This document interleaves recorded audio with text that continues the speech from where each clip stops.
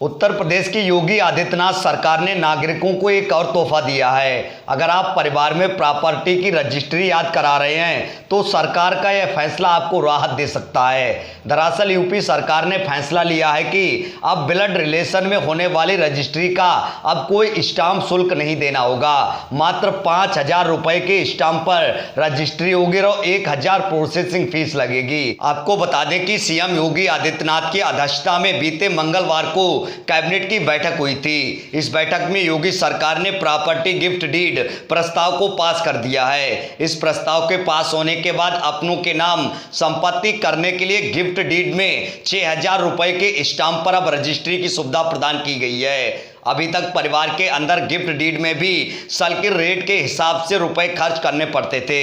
उदाहरण के लिए अगर कोई संपत्ति 50 लाख रुपए की है तो उसके लिए कम से कम 4,20,000 रुपए खर्च करने पड़ते थे, लेकिन अब मात्र 6,000 रुपए में यह काम हो जाएगा। यानी योगी सरकार ने यूपी के परिवारों को बड़ा तोहफा दिया है। सरकार ने इस कैटेगरी के मुताबिक परिवार के अंदर माता पिता, पति पत्नी, सगा भाई बहन आदि आएंगे।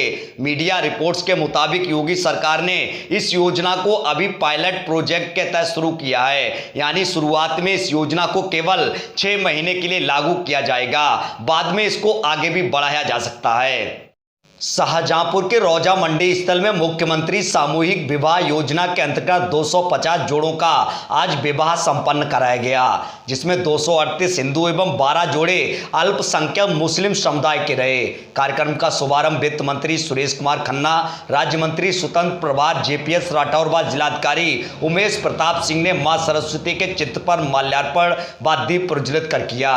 अपने संबोधन में मंत्री सुरेश कुमार खन्ना ने कहा कि मुख्यमंत्री सामूहिक विवाह योजना यह किसी विशेष समुदाय वर्ग की नहीं अपितु सभी वर्गों के गरीब लाभार्थियों का है। ऐसे गरीब लाभार्थी जिनकी वार्षिक आय 2 लाख से कम है, उन्हें इस योजना से आच्छादित किया जाता है। मुख्यमंत्री सामूहिक विवाह योजना के अंतर्गत आज जनपद में कुल 250 जोड़ों का विवाह उनके सांस्कृतिक धार्मिक रीति रिवाजों के साथ संपन्न कराया गया।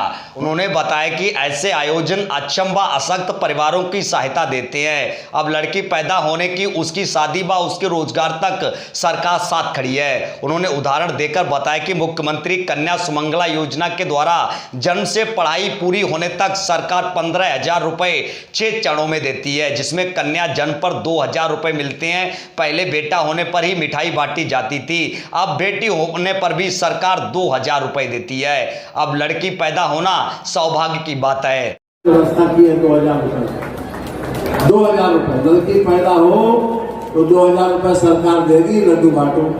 पहली लड़की पर भी देगी और दूसरी लड़की पर भी देगी, और तीसरी लड़की पैदा करने की हिम्मत मत करना। समझ में आया? हाँ, इसलिए दोनों लड़कियां पैदा हो और लड्डू बांटो।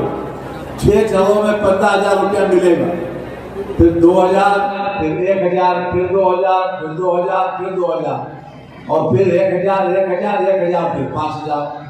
6 चरणों में 15,000 रुपया मिलेगा। ये बात मालूम होना चाहिए आप। जब लड़की इंटरमीडिएट पास करके हायर एजुकेशन में जाती है तो उसको 5,000 रुपया मिलेगा, और उसके बाद लगभग 1 करोड़ महिलाओं को स्वयं सहायता समूह में शामिल किया जा रहा है। ये स्वयं सहायता समूह क्या है? विभिन्न योजनाओं को कार्यान्वित करने सरकार के अनुदान के साथ उनको मानदेय भी मिलता है अगर वो स्वयं सहायता समूह के मेंबर बनते हैं। अगली खबर की तरफ बढ़ते हैं। आपको बता दें कि शाहजहांपुर में नुपुर शर्मा और नवीन जिंदल की गिरफ्तारी की मांग को लेकर आज मुस्लिम समुदाय ने मस्जिद के बाहर जमकर विरोध प्रदर्शन किया। इस मौके पर पहुंचे एसपी एस आनंद ने सभी से विरोध प्रदर्शन न करने की अपील की। साथ ही एसपी एस आनंद ने कहा कि हम आपकी सुरक्षा के लिए हैं तो क्यों पुलिस को पत्थर का सामना करना पड़ रहा है। एसपी ने यह भी कहा कि कोरोना काल में उन लोगों को बहुत दिक्कत हुई जिनको हर रोज कमा बनाकर बच्चों का पालन पोषण करना होता था। ऐसे में हालात ऐसे पैदा ना करें जिससे उन लोगों को दिक्कतों का सामना करना पड़े जो लोग हर रोज परिवार का पालन करने के लिए रोजगार की तलाश में निकलते हैं। बता दें कि टाउन हॉल स्थित मस्जिद के बाहर शहर के इमाम हुजूर अहमद मंजरी के नेतृत्व में बड़ी संख्या में मुस्लिम समुदाय के लोग जमा हुए। उन्होंने नारेबाजी कर मोहम्मद साहब पर आपत्तिजनक बयानबाजी करने वाली नुपुर शर्मा और नवीन जिंदल की गिरफ्तारी की मांग की। दर्शन की सूचना पर एसपी एस आनंद, एसपी सिटी संजय कुमार व एडीएम राम सेवक द्विवेदी पुलिस फोर्स के साथ मौके पर पहुंचे। विरोध प्रदर्शन कर रहे लोगों से उन्होंने विरोध प्रदर्शन न करने की भी अपील की। इस दौरान सैयद कासिम रजा ने एसपी एस आनंद से कहा, इस तरह की टीवी डिबेट पर रोक लगाई जाए जिसमें किसी के धर्म पर आपत्तिजनक टिप्पणी की जाती है। ऐसी टिप्पणी से प्रदेश के कुछ जिलों में हिंसा की घटनाएं हुई हैं। इससे पहले भी लाखों मुस्लिम प्रदर्शन कर चुके हैं, कभी भी पत्थरबाजी की घटनाएं नहीं हुई। सैयद कासिम रजा ने यह भी कहा कि इस बार भीड़ में वो कौन लोग शामिल थे जिन्होंने पत्थरबाजी की, इन सब की शिनाख्त कर इनके खिलाफ कार्रवाई करना चाहिए। इस दौरान सैयद कासिम रजा ने मांग की कि नुपुर शर्मा और नवीन जिंदल को गिरफ्तार कर उनके ऊपर एनआईए की कार्रवाई भी की जाए। शाहजहाँपुर की सरजमी जो है शहीदों की नगरी की के नाम से मशहूर है और भाईचारे के नाम से मशहूर है। उसी तरह से हम लोगों ने एक बड़ा प्रोटेस्ट न करके मस्जिद के आइम्मा और जिम्मेदारान लोगों को आज इकट्ठा करके अपना प्रोटेस्ट दर्ज कराया है। महामहिम राष्ट्रपति महोदय की ये एक मेमोरेंडम दिया है जिसमें मांगे की है कि नुपुर शर्मा को तुरंत गिरफ्तार करके और एनआईए लगाई जाए। नुपुर शर्मा जैसे डिबेट लोग कर रहे हैं, सोशल मीडिया पर भड़काऊ बयानबाजी होती है, उस डिबेट को बिल्कुल बंद कर दिया जाए, बिल्कुल उस पर पूर्णतः प्रतिबंध लगा दिया जाए, उनके ऊपर मुकदमा करा जाए जो भारत का माहौल ख़राब करने की कोशिश करते हैं, जो भारत की भाईचारे की माहौल को बर्बाद कर रहे हैं। इसलिए हम लोग आज डिमांड करी है और जो लोग प्रोटेस्ट कर रहे थे उन लोगों पर पत्थरबाजी करी गई, पुलिस की तरफ से भी पत्थरबाजी करी गई, पब्लिक की तरफ से भी पत्थरबाजी करी गई और कुछ लोग उसमें घुसकर अनावश्यक रूप से उस भीड़ के अंदर आज तक लाखों की तादाद में हिंदुस्तान में प्रोटेस्ट किए हैं मुसलमानों ने, लेकिन कभी भी ये पथरावबाजी नहीं हुई जो अब की बार पहले बार देखने को मिल रही है। तो ये कौन पथराव कर रहा है इसका पुलिस प्रशासन को पता करना चाहिए, उन लोगों के खिलाफ मुकदमा लगाना चाहिए, उनको जेल भेजना चाहिए और नुपुर शर्मा को फ़ौरन ही गिरफ्तार किया जाना चाहिए। ये हमारी नवीन जिंदल को फ़ौरन गिरफ्तार किया जाना चाहिए, ये हमारी डिमांड है। शाहजहाँपुर के मुसलमान, शाहजहाँपुर की आवाम नुपुर शर्मा, नवीन जिंदल की गिरफ्तारी की मांग आज हुजूर अहमद मंजरी साहब की क़यादत में और तमाम उलेमा इस्लाम और शहर के मुसलमानों की क़यादत में ये आज मांग की गई है और कप्तान साहब को ज्ञापन दिया गया है। उत्तर प्रदेश के शाहजहाँपुर जिले के कटरी की लाइफ लाइन कहे जाने वाले रामगंगा नदी पर बन रहा कोला घाट का पक्का पुल का पुनर्निर्माण का कार्य प्रगति पर है। अधिकारियों का दावा है कि 1 से 2 महीने में पुल का पुनर्निर्माण कर आवागमन हेतु तैयार कर दिया जाएगा। दरअसल आपको बता दें कि बीते 29 नवंबर की रात कोला घाट में रामगंगा नदी पर बना पक्का पुल का एक हिस्सा धराशायी हो गया था, जिसके चलते आवागमन ठप हो गया था। लोक निर्माण विभाग मंत्री जितिन प्रसाद ने ध्वस्त पुल का निरीक्षण करने के बाद विभागीय अधिकारियों को जल्द से जल्द पुल के पुनर्निर्माण के निर्देश दिए थे। इस दौरान विभागीय अधिकारियों ने मंत्री जितिन प्रसाद को 5 महीने के अंदर पुल पुनर्निर्माण कर आवागमन हेतु बनाने का आश्वासन दिया था।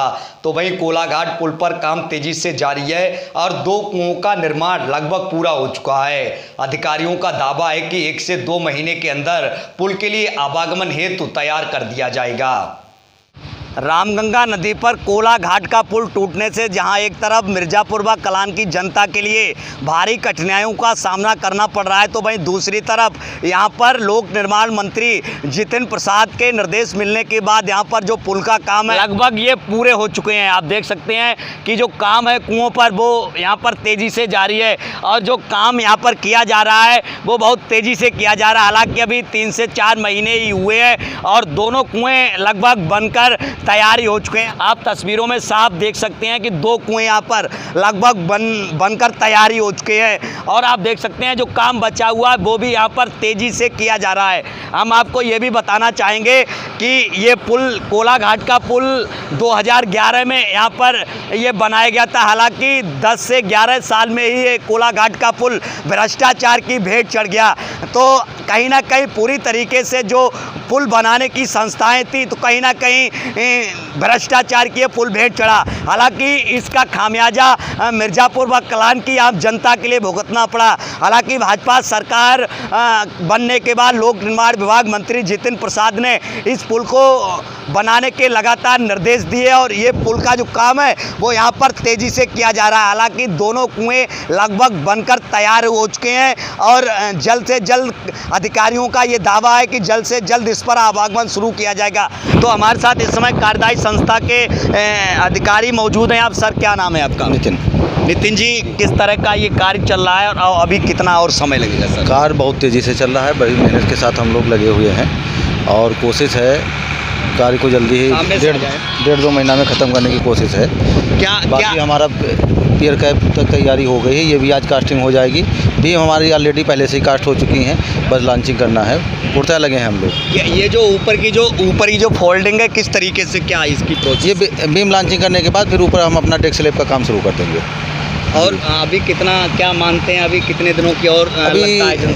हाँ, 1-1.5 महीना तो लग ही जाएगा, अभी थोड़ा सा समय लग जाएगा, लेकिन कोशिश है कि बरसात से पहले काम खत्म कर देंगे। आप ये देख सकते हैं कि अधिकारियों का यहाँ पर ये कहना है, कार्यदायी संस्था के जो अधिकारी हैं उनका ये साफ तौर पर कहना है कि जल्द से जल्द इसका जो कार्य है वो पूरा कर लिया जाएगा। हम आपको वो भी तस्वीरें पास से लेकर दिखाएंगे। यहाँ पर आप देख सकते हैं, ये जो तस्वीरें हम आपको पास ले जाकर दिखाएंगे कि जो काम है वो यहाँ पर तेज़ी से किया जा रहा है और अधिकारियों का ये साफ तौर पर कहना है कि जितना जल्द से जल्द हो सकेगा हम इस पुल का जो कार्य है वो पूरा करेंगे। आप देख सकते हैं कि जो काम है कुओं पर वो यहाँ पर तेज़ी से जारी है और जो काम यहाँ पर किया जा रहा है वो बहुत तेज़ी से किया जा रहा है। हालांकि अभी 3 से 4 महीने ही हुए हैं और दोनों कुएं लगभग बनकर तैयारी हो चुके हैं। हम आपको वो तस्वीरें भी दिखाएंगे कि जो 29 नवंबर के लिए यहाँ पर जो कुआं धराशायी हुआ था, जिसके चलते ये पुल टूट गया था, तो हम आस बढ़ के आपको वो तस्वीरें दिखाएंगे जिसकी वजह से ये पुल गिरा था। आखिर उस समय क्या हुआ था जिसकी वजह से ये पुल जो है धराशायी हुआ था, हम आपको पास चल के दिखाते हैं। वो कुआं जो बीते 29 नवंबर के लिए जमी दोष हो गया था, जिसके चलते ये पुल टूट गया था, तो तब से यहाँ पर जो है आवागमन ठप है। आप देख सकते हैं ये जो वो कुआं जो हम आपको दिखा रहे हैं, ये यहाँ पर वो कुआं था जो बीते 29 नवंबर के लिए धराशायी हो गया था। तब से पुल का हिस्सा धराशायी हुआ, टूट गया। तब से मिर्ज़ापुर व कलान की जनता के लिए भारी कठिनाइयों का सामना करना पड़ा। हालांकि लोक निर्माण विभाग मंत्री जितिन प्रसाद ने यहाँ का निरीक्षण किया और यहाँ पुल के लिए जल्द से जल्द पुनर्निर्माण के आदेश दिए थे, तभी से ये काम शुरू किया गया और काम तेज़ी से यहाँ पर किया जा रहा है।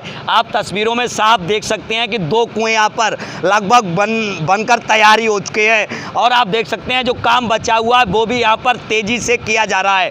हम आपको ये भी बताना चाहेंगे कि ये पुल कोलाघाट का पुल 2011 में यहाँ पर ये बनाया गया था। हालांकि 10 से 11 साल में ही ये कोलाघाट का पुल भ्रष्टाचार की भेंट चढ़ गया, तो कहीं ना कहीं पूरी तरीके से जो पुल बनाने की संस्थाएं थी तो कहीं ना कहीं भ्रष्टाचार की पुल भेंट चढ़ा। हालांकि इसका खामियाजा मिर्ज़ापुर व कलान की आम जनता के लिए भुगतना पड़ा।